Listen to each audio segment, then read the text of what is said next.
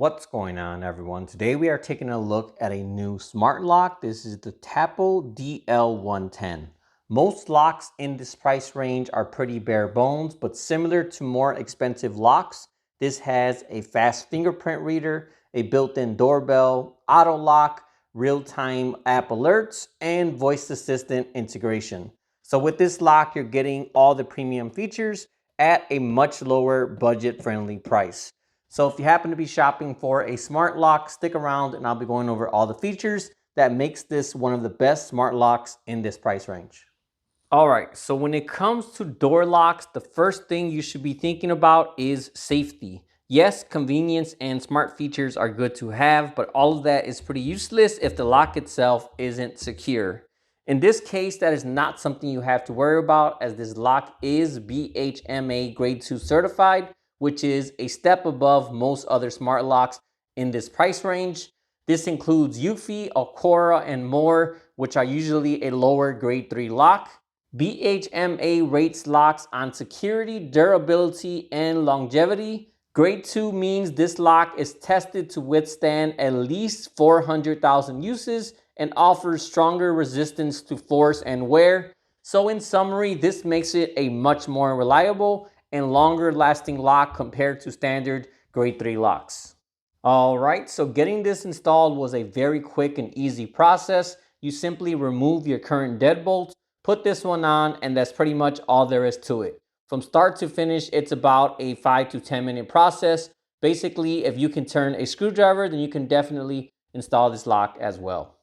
All right, so taking a look at the lock from the inside, as you can see, it is a nice and simple looking lock. I love the matte finish, as this does resist fingerprints. So you can touch this all the time. Don't have to worry about it looking ugly with smudges. As you can see, all you have is the Tapo logo on top. Right here, you have your battery compartment, which I'll show you shortly. And then right here at the bottom, you have your deadbolt.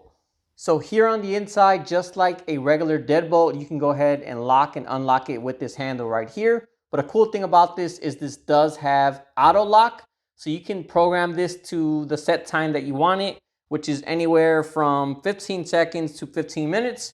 So say for example, right now, I unlock the door, and right now you're gonna see within 15 seconds, it's gonna automatically relock itself. This way, if you come back from the store or you're very busy and you forget to lock the door, you don't have to worry about forgetting to lock it, as it'll go ahead and lock by itself. As you can see, there it goes, locked all on its own.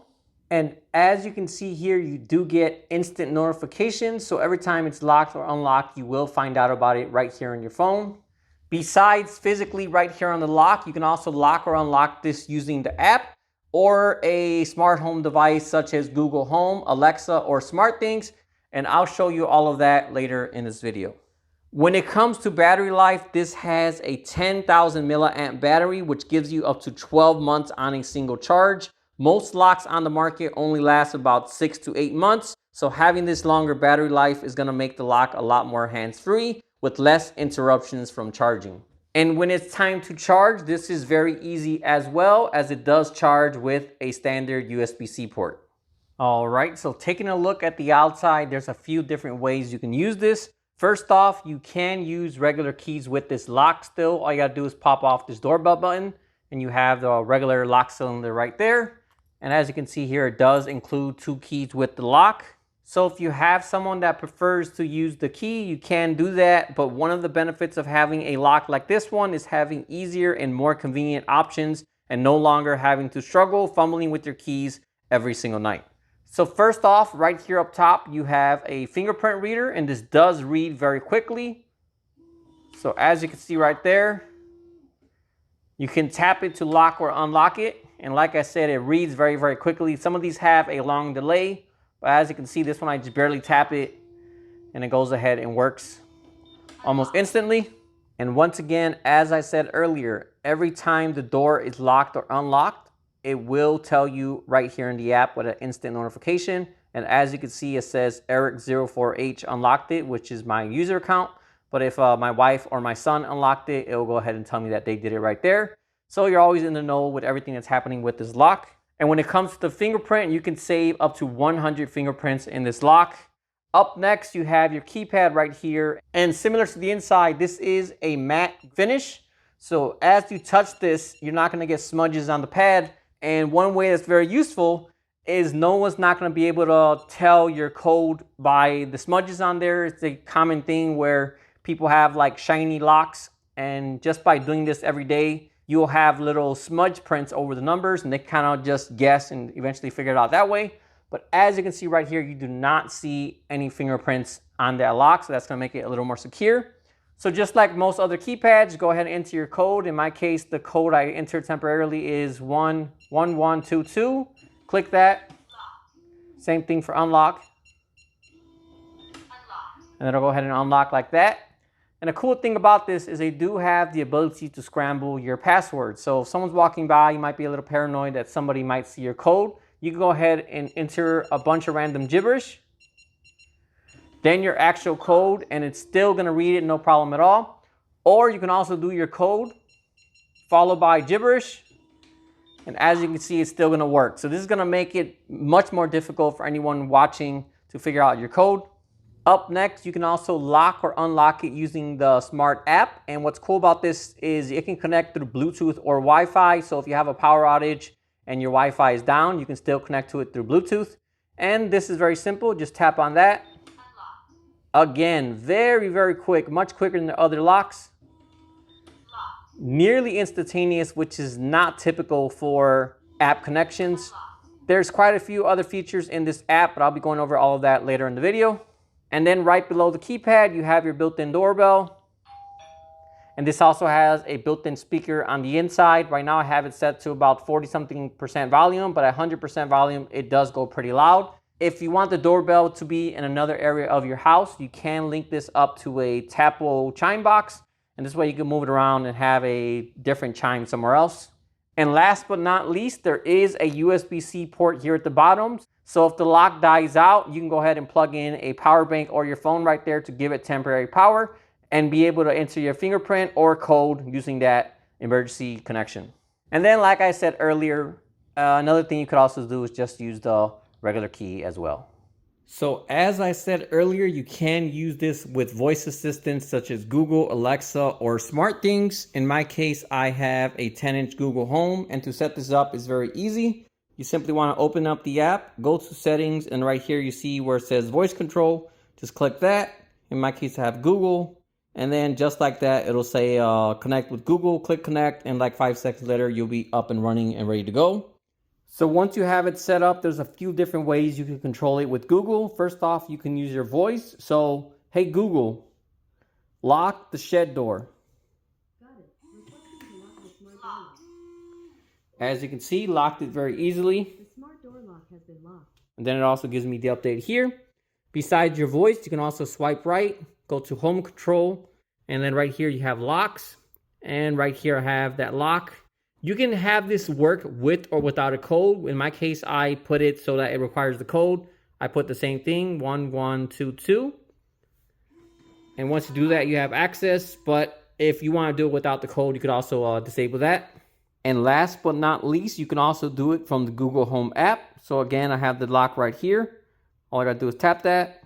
And this is where you see if you have the enable one tap unlock, this passcode will be saved in the Home app, so you won't need to enter it next time. So if you uncheck that, it's gonna need the code every single time, which I would recommend. And there we have it, locked very easily. And one cool thing about having the lock right here in the Google Home app is I don't need to go tell my wife and kids to download the Tapo app to control it. They already have the Google Home app, so they can just load up their app that's already on their phone, and then the lock will be added right there. So another easier way to get app control without having to install the actual app. All right, so this lock also has a few unique security features as well. First off, this has a tamper alarm. So if someone was messing with your lock, trying to rip it off, it'll detect that and output an alarm. This way, if you're home, hopefully it'll wake you up and you can go ahead and catch the burglar. Or if you're not home, either one, hopefully the noise scares off the person trying to break in, or two, someone nearby hears it and hopefully they'll see the person trying to break into your house. So good to have that tamper alarm as an extra bit of security on the lock. Besides the tamper alarm, this will also send you a notification for any suspicious activity as well. So if someone is trying a bunch of codes and getting it wrong, it'll detect that and send you a real-time notification so you'll know and be able to check on your house. All right, so taking a look at the app, this is what it looks like. As I showed you earlier, you have your lock and unlock button here at the top. Coming down here, you have a one-time PIN code. So if you have maybe a housekeeper or someone doing some work on your house, maybe you're not home, needs to let them in, you can go ahead and enter a one-time code right here. Coming over here, you have your event log. This is going to show you everything that happened with your lock, and everything is neatly categorized. Some of these locks give you notifications, but it's just a giant list and everything is bunched together.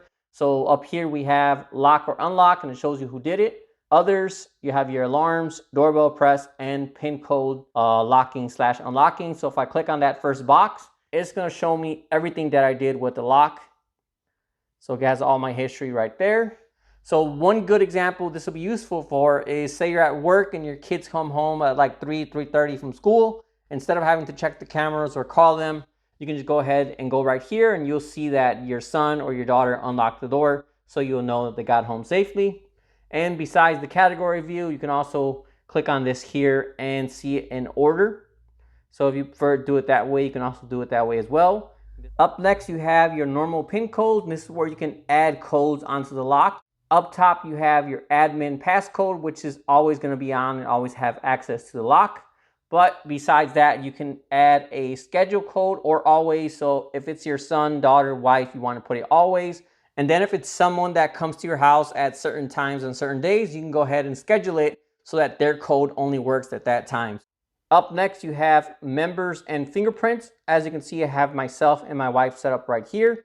And once you go into there, that's where you set up your fingerprints. Again, you can set up a total of 100 fingerprints. Up next, you have smart actions. I'm not going to dive too much into this, but basically this is shortcuts and automation. So with the automation side, say for example, you have TP-Link smart switches and maybe there's a lamp connected to that. Once you unlock your door, you can go ahead and have it automatically turn on those lights as well. So kind of makes everything a lot more simple and automated. And then you can also set up shortcuts to do multiple tasks with a single tap as well. Let's go ahead and dive into settings. So you have doorbell, you can turn that on or off, and then you have your volume and your paired chime. So as I said earlier, if you have a chime from TP-Link or Tapo, you can go ahead and integrate it right here. Up next, you have emergency code. This is basically a code you use in case of emergencies when other methods may not be working. And you can generate up to 16 codes every 4 hours. Lock settings. So up top, you have one-touch locking, or you can also do verified locking. With one touch, you just click on the check mark and it'll lock it from the outside. But if you don't want it that way, you can also make it lock only with your code. As I said earlier, you have auto lock on or off. I used to hate using auto lock on smart locks, and the reason is a lot of times during the day, I'll go in and out of the house, I'll leave the door unlocked. So I'll go in the yard, do something real quick, and go back inside. A lot of times that ended up with me being locked out. I had to unlock it. Kind of becomes a chore, gets a little bit annoying. But on this one, you can actually set when you want it disabled. So like I just said, if I'm home all the time from 3 to 5 o'clock p.m. maybe, and I know I'm gonna be going in and out, I can set it so that at that time it never auto locks. So having that scheduling on there makes it a lot more convenient and gets rid of that inconvenience part of having the auto lock. And as I said earlier, when it comes to the auto locking itself, you can set it to happen within 15 seconds all the way to 15 minutes. Next, you have security settings. Up top, you have door jam alarm. The device will sound an alarm when the door is jammed, and you will receive notifications if you allowed notifications. As I showed you earlier, I did get a notification for that. Unlock attempt limiter. So if someone tries to get in your house and gets the code wrong too many times, it'll go ahead and lock them out. You can set how many attempts you want that number to. So say if you wanted to give them 10 tries, you can set that to 10. And then you have lockout duration. And you could set that anywhere from 1 minute to 5 minutes. Like I showed you earlier, you have the scramble code feature, which works before or after, and that's something you can enable or disable. And then you have trace protection. As I said earlier, you do not get smudges on the keypad, but if you don't want it wearing out over time, you can also set it so that it requires buttons to be pressed before your code can be entered. So for example, right here, you'll click on it, it'll give you 2 random buttons to press. And once you press those 2 buttons, then it'll allow you to enter your actual code. So kind of makes you use other buttons instead of just your code. so you get even wear on all buttons. You got app lock or unlock. You can go ahead and disable the app if you want to, and you could add it so that you get confirmations when it locks or unlocks right here from the app.